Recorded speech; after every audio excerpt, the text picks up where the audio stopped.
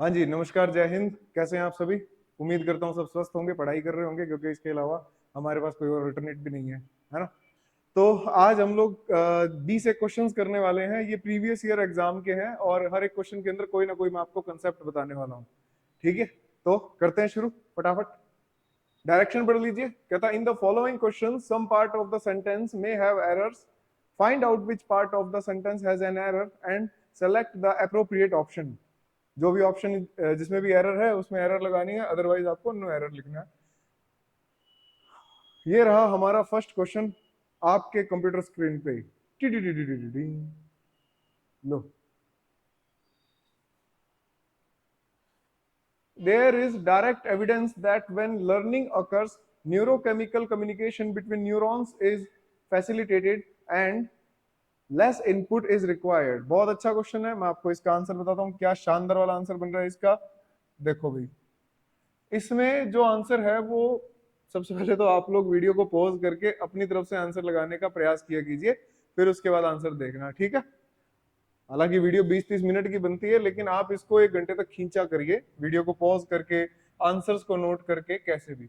यहां पर आंसर है, ये आएगा THERE देयर, क्योंकि THEIR जो होता है वो डिटर्मिनर होता है, जिसका मीनिंग होता है उनका, और हमें यहां पर चाहिए था एक डमी सब्जेक्ट, और डमी सब्जेक्ट का काम करता है देयर, THERE। जैसे अपने बोलते हैं ना, दो आदमी हैं, दो आदमी हैं, इसकी इंग्लिश क्या होती है? इसकी इंग्लिश होगी देयर आर टू मेन। तो ये देयर जो है ना, ये यहाँ पर ये डमी सब्जेक्ट है। आप कहोगे देयर तो वहां होता है, ये यहाँ पर डमी डुमी सब्जेक्ट कैसे हो गया? देयर जो होता है ना, वो ऐसे अगर आप इसको लिखते, टू मेन आर देयर, अब ये एडवर्ब है, ठीक है?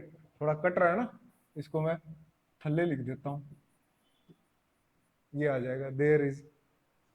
अब विजिबल है ना? तो टू मैन आर देयर, ये वाला जो देयर है ना, इसका मीनिंग क्या होता है? इस वाले देयर का मीनिंग वहां है, और ये वाला जो देयर ऐसे शुरुआत में आता है, डमी सब्जेक्ट होता है। डमी सब्जेक्ट में दो चीजें आती है, देयर आता है और इट आता है। जैसे मैं कह दूं मोहन है, मोहन है की इंग्लिश क्या होगी? It is Mohan. मोहन नहीं है की इंग्लिश क्या होगी? It is not Mohan. ये दो डमी सब्जेक्ट होते हैं, नोट कर लीजिए फटा और फट। वीडियो को करिए पॉज और ये लिख लीजिए जितना आपको बताया, क्योंकि मैं कर रहा हूं अब नेक्स्ट। लो जी महाराज, you occasionally stop to admire the intellectual scenery, or you sometimes retrace your steps to make sure you had seen everything। बहुत अच्छा, बहुत प्यारा क्वेश्चन है, बहुत ही उम्दा क्वेश्चन यह है, आपसे पूछा गया है। इसका आंसर आप लोग देखिए क्या बनता है। देखिए सेंटेंस जो है, यू ओकेजनली स्टॉप, मतलब ये क्या है? V1। To admire the intellectual scenery, और यू समटाइम्स रिट्रेस, फिर V1 आ गया, your steps to make sure you had seen नहीं आएगा, यू हैव सीन आएगा। इसको पास्ट में क्यों लेके जाना है जब सारा सेंटेंस हमारा प्रेजेंट में चल रहा है? तो हैड सीन की जगह पर हैव सीन आपने कर देना। बहुत सिंपल सा क्वेश्चन था, प्रीवियस ईयर के क्वेश्चन है भैया सारे। चाहो तो आप लोग चेक कर सकते हो। कहां पर चेक करोगे इसको? आप चेक करिए, CGL मेंस 2017 के क्वेश्चन हैं ये सारे के सारे, ठीक है? और इन क्वेश्चंस में आपको कंसेप्ट मिलेंगे। Sometimes it appears as if they are deliberately limiting their chances of survival in order to observe some customary और taboo। बहुत ही प्यारा क्वेश्चन है ये वाला। पता है क्यों? क्योंकि हम में से ज्यादातर जिन्होंने थोड़ी बहुत बातें पढ़ी है, जैसे आपने सुना होगा कि अधूरा ज्ञान खतरनाक होता है, या तो ज्ञान हो ही ना या सब कुछ बताओ। अधूरा ज्ञान कैसे खतरनाक होता है? क्योंकि हमने एज इफ को पढ़ा है। ये एज इफ लिखा भाई, आसिफ मत कर देना। एज इफ जो हमने पढ़ा है ये क्या करता है? ये आपने पढ़ा होगा सब्जंक्टिव में। आप कहो तो मैं आपको टॉपिक करवा दूंगा सब्जंक्टिव, ठीक है? सब्जंक्टिव टॉपिक करवा दूंगा मैं आप लोगों को बहुत जल्दी।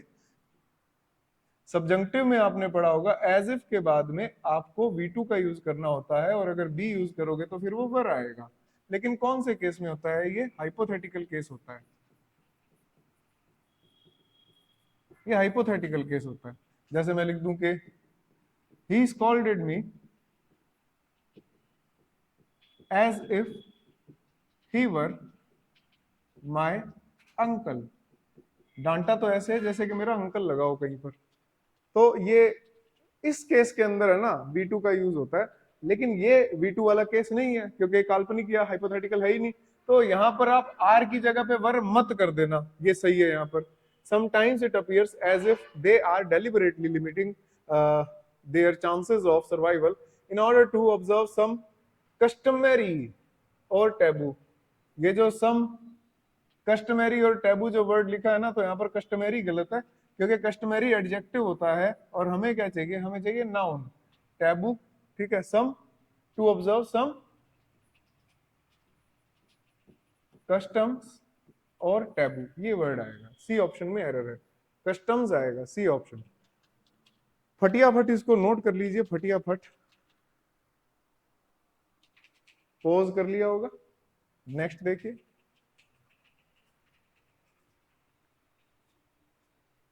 next question.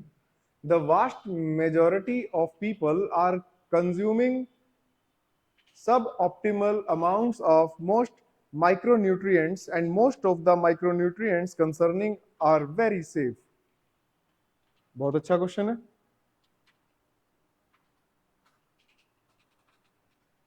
देखिए इसमें एरर क्या है, इससे पहले मैं आपको बता दूं। इट इज फिक्सिंग और इट इज फिक्स्ड, ये दो हमारे पास में सेंटेंस है। इन दोनों के अंदर मैं वर्ब की आईएनजी फॉर्म में और वर्ब की थर्ड फॉर्म में मैंने दो एडजेक्टिव यूज किए। ये एडजेक्टिव है भैया, पार्टिसिपल है, ये कहीं मेन वर्ब मत बना देना। इट इज फिक्सिंग जो है ना, ये सेंटेंस हमारा गलत हो जाता है क्योंकि जब हम पास्ट पार्टिसिपल का यूज करते हैं तो पास्ट पार्टिसिपल मतलब वर्ब की third form as an adjective कब यूज करते हैं? जब कोई भी ऐसा कोई एक्शन है, वो कंप्लीटेड एक्शन जब उसकी स्पेशलिटी होता है ना, कंप्लीटेड एक्शन जब स्पेशलिटी होता है तो उसको थर्ड फॉर्म में लिखा जाता है।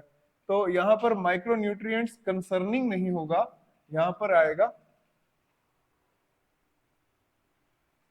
Micronutrients, most of the micronutrients concern are very safe, ये आना चाहिए। और इससे भी बढ़िया पता क्या रहेगा? मोस्ट ऑफ द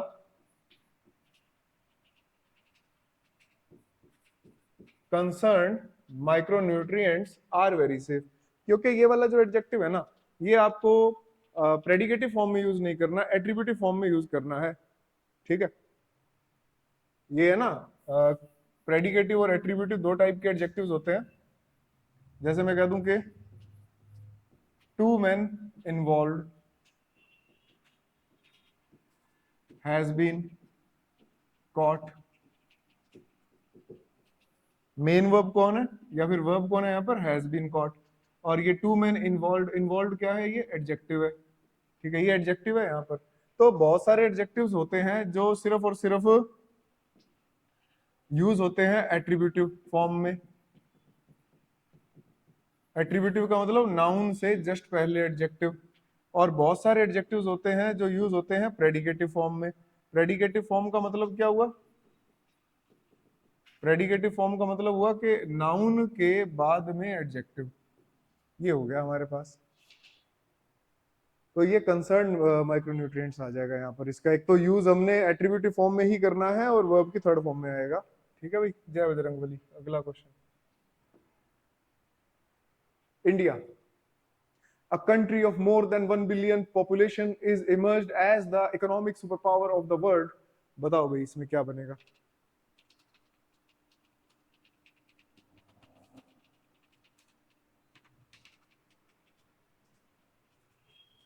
इमर्ज का मतलब उदय होना, उठना, उठाना नहीं। तो यहाँ पर क्या होगा? अगर आपने इज इमर्ज कर दिया तो ये भाई साहब बन गए पैसिव वॉइस, जबकि हमें सेंटेंस पैसिव वॉइस में नहीं चाहिए। एक्टिव वॉइस में चाहिए तो आप कर दो हैज इमर्ज्ड, ऐसे उभरी है, भारत देश जो है वो ऐसे उभरा है, मोर देन, अब तो 1 बिलियन से पता नहीं कितने ज्यादा हो गए हैं हमारे देश में, 1.5 बिलियन हो गए होंगे, कल परसों तक 2 बिलियन भी हो जाएंगे, क्योंकि लोग लगे हुए हैं। लॉकडाउन में वैसे ही आबादी 1.5 गुना कर दी थी अपनी अपनी दिहाड़ी पर। लो भाई अगला देखो, अ जज must be slow in anger and quick to forgive, otherwise he may risk abusing his powers। भाई जज साहब को ध्यानपूर्वक काम करना चाहिए, अदरवाइज वो क्या हो जाएंगे, अब्यूजिव हो जाएंगे जज साहब।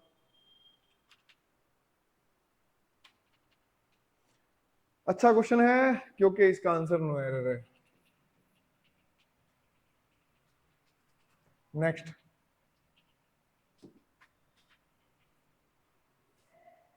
the professor recently described 1500 tests in which blind people passed with greater ease than those who could see। Professor साहब है कोई, उन्होंने ये हरकत करी है।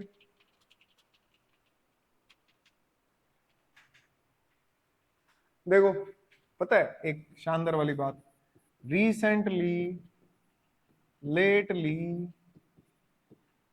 सो फार, जस्ट, येट, नेगेटिव केस में, ऑलरेडी, और भी 2-4 है। इनके साथ में आपको हैव प्लस V3 का यूज करना होता है, हैव प्लस V3 का। क्या यहां पर रिसेंटली के साथ में हैव प्लस V3 है? नहीं है भाई साहब, तो ये कैसे सही करेंगे? द प्रोफेसर डिस्क्राइब्स रिसेंट, इसको हटाओ यहां से, रिसेंट 1500 टेस्ट के जो हाल ही में 1500 टेस्ट लिए हैं, इसको ऐसे लिखेंगे अपने। अच्छा क्वेश्चन है ये वाला, इसको भी नोट कर लो जो आपको जानकारी प्रदान की गई है। Next, radium is so expensive that you could be a millionaire if you own only half a pound of it। भाई रेडियम इतना महंगा है कि अगर आपको थोड़ा सा एक दाना बाजरे का जितना भी अगर रेडियम मिल गया तो आप लखपति तो हो ही जाओगे, और अगर आप पकड़े गए तो फिर ससुराल भी पहुंचा देगी पुलिस।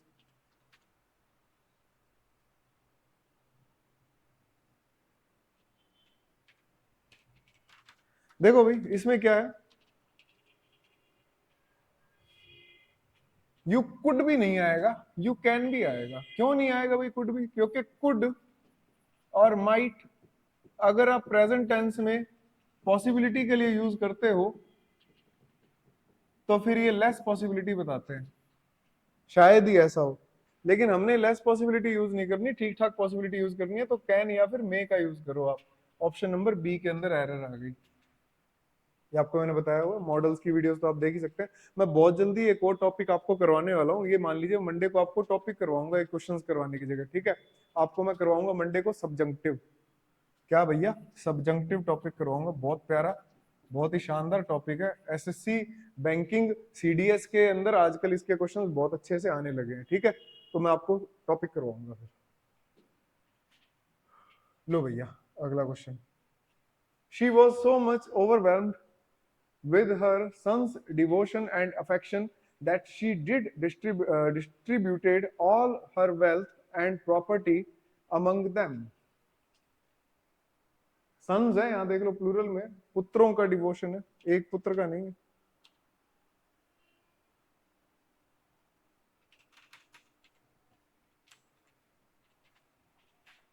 देखो क्या किया इसने भाई ने, डिड लगा दिया, डिस्ट्रीब्यूटेड लगा दिया। आपको पता है कि डू एक प्राइमरी ऑक्सिलरी वर्ब है, ये जब भी हेल्पिंग वर्ब का काम करेगा, और इसकी फॉर्म देखना कौन सी होती है, डू की first form do does, do की सेकंड फॉर्म डिड, डू की थर्ड फॉर्म डन। और ये जब भी हेल्पिंग वर्ब का काम करेगा तो इसके बाद में मेन वर्ब की हमेशा प्रेजेंट फॉर्म का यूज होता है। और यहाँ पर हमने इसको जब डिस्ट्रीब्यूटेड लिखना है, और डिड या डू या डज हेल्पिंग वर्ब में यूजुअली तब आते हैं या तो एम्फेसाइज के लिए, या फिर ये यूज होते हैं नेगेटिव सेंटेंस में। ना तो ये नेगेटिव है ना एम्फेसाइज है, तो डिड को हटाओ, डिड को मारो गोला, और यहाँ पर सीधा डिस्ट्रीब्यूटेड कर दो। Next, दशावतारम, question number The viability of the multinational corporate system depends upon the degree in which people will tolerate the unevenness it creates. अच्छा क्वेश्चन है भैया.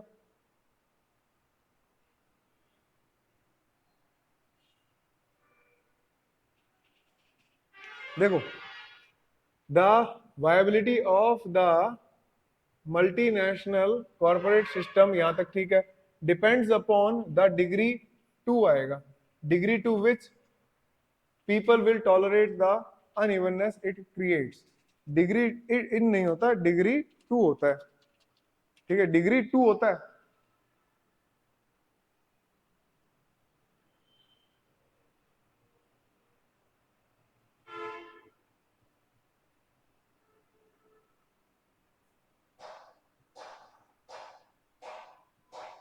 लो भाई लिख लिया होगा. Next,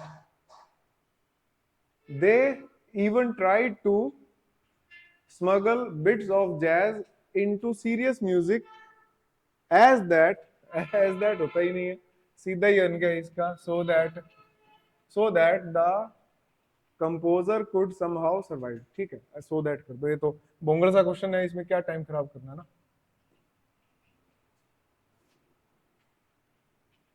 Together with empowerment, there has to be a culture of personally accountability so that everyone realizes the necessity of valuing commitment.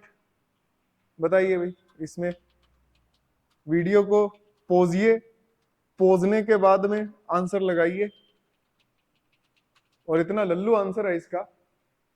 आपको पता है कि नाउन जो होता है, नाउन की स्पेशलिटी एडजेक्टिव बताएगा, या फिर नाउन की स्पेशलिटी डिटरमिनर बताएगा. और अगर दोनों एक साथ आना चाहते हैं तो डिटरमिनर पहले, एडजेक्टिव उसके बाद, फिर नाउन आता है. एडवर्ब नहीं बताता. यहां पर आप देखो, अकाउंटेबिलिटी ये एक नाउन है, पर्सनली एडवर्ब है, इसका एल वाई हटा दो, पर्सनल कर दो, ये बना दो आप एडजेक्टिव. पर्सनल अकाउंटेबिलिटी ये बन जाएगा ऑप्शन नंबर बी, इसका आंसर हो जाएगा.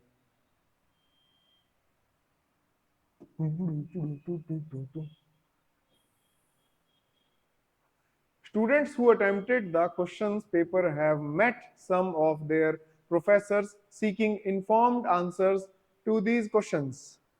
अच्छा क्वेश्चन है.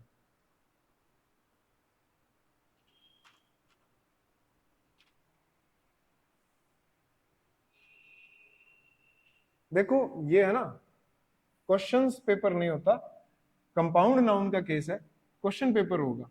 जैसे आपने देखा होगा, बुक स्टोर होता है, अगर प्लूरल करना तो बुक स्टोर्स हो जाएगा. ज्वेलरी शॉप होता है, प्लूरल करना है तो ज्वेलरी शॉप्स हो जाएगा, है ना. कंपाउंड नाउन का जो केस होता है ना, तो उसमें जो हमारा जो मेन नाउन होता है उसको प्लूरल वगैरह आपने करना होता है, जो मेन नाउन नहीं है उसको मत किया कीजिए आप, है ना. तो क्वेश्चन पेपर हो जाएगा, कंपाउंड नाउन का केस है ये. जय भोलेनाथ. अगला question. I had forgotten all such things just for the sake of the greater good of everyone, said their leader. ओहो हो, पहला ही क्वेश्चन था ऐसा सा कुछ. देयर लीडर है ना, तो देयर ये वाला आएगा. मैंने आपको बताया था T H E I are जो होता है ये डिटर्मिनर होता है, और हमें यहाँ पर नाउन से पहले क्या चाहिए भैया, डिटर्मिनर चाहिए, तो T H E I R there हो जाएगा. Next question.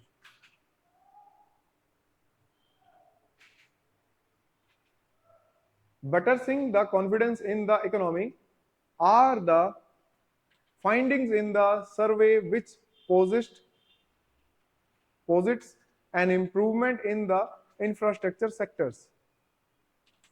क्या बनेगा इसमें?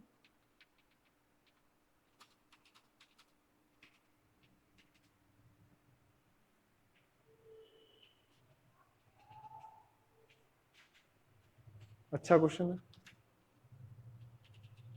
प्रिपोजिशन पर ध्यान दीजिए आप थोड़ा, तब तक मैं एक रिप्लाई कर देता हूं.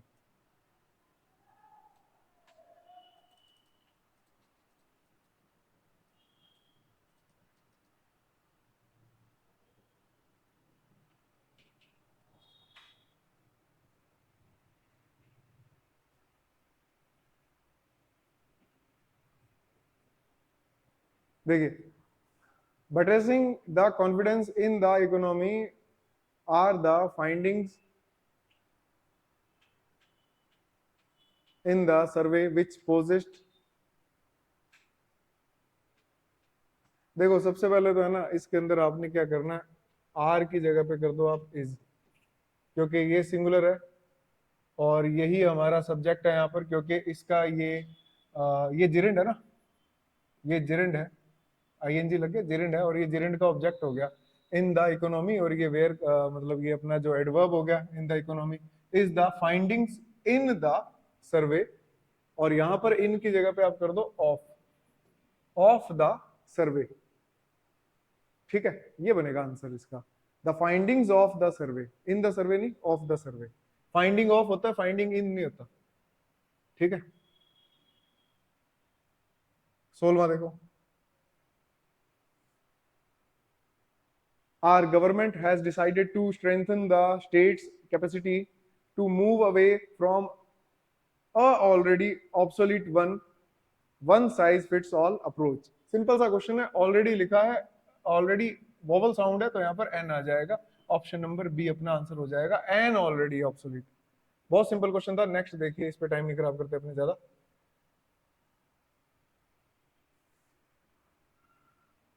Policymakers will think hard about creating an appropriate legal framework to prevent the capture of regulatories by special interests।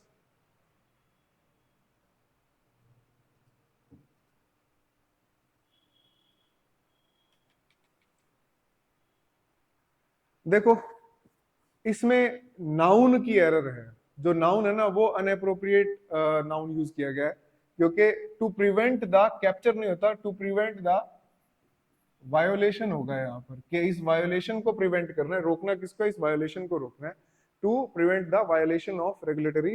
अब आप कहोगे कि ऐसे क्वेश्चंस आते हैं क्या? मैंने आपको बताया कि ये कौन सा क्वेश्चन है, ये सीजीएल मेंस 2017 का मैंने 20 के 20 क्वेश्चंस उठा के मैं आपको करवा रहा हूँ, ठीक है ना, ये वो क्वेश्चंस हैं। तो ऐसे ऐसे क्वेश्चंस आ जाते हैं। 18वां क्वेश्चन देखिए, 3 बचे हैं मात्र। People would see Bitcoin's current price rise as merely a reflection of their bright future as a stateless currency। Bitcoin तो आपको पता ही है, लगाए होंगे आप में से कईयों ने इस पे पैसे वैसे, उसके बाद वापस तैयारी करने लग गए होगे सीजीएल की, है ना। बिटकॉइन है, सिंगुलर है, तो इसके लिए क्या आ जाएगा, इट्स आ जाएगा, ये आंसर है इसका, option number B, it's bright future. भाई ब्राइट फ्यूचर तो बिटकॉइन का हुआ, जिन्होंने पैसे लगाए थे उनका थोड़ी ना हुआ, वो तो आगे बाद में इंग्लिश पढ़ाने। A focused program to universalize education and skill training would potentially keep juveniles from coming into conflict within the law।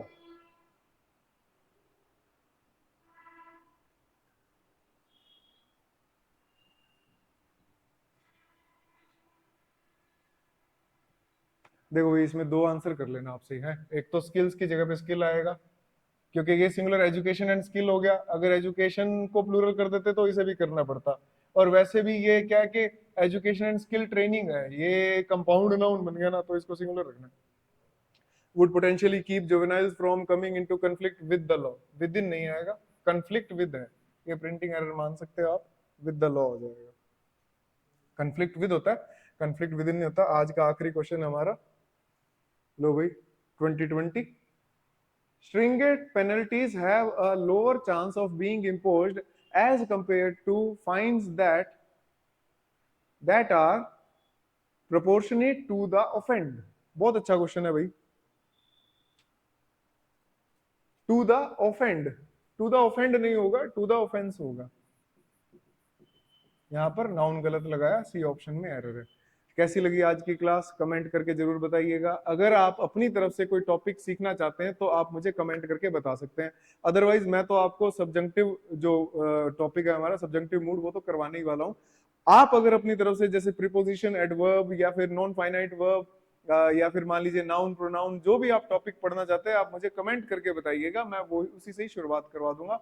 बदले में इतना सा काम कर दीजिए कि ज्यादा नहीं तो अपने मित्रों से, मित्रनियों से सब्सक्राइब करवाइए, ठीक है, शेयर वगैरह का काम तो आप कर ही रहे हैं। नेक्स्ट वीडियो में मिलते हैं। जय हिंद, जय भारत, वंदे मातरम दोस्तों।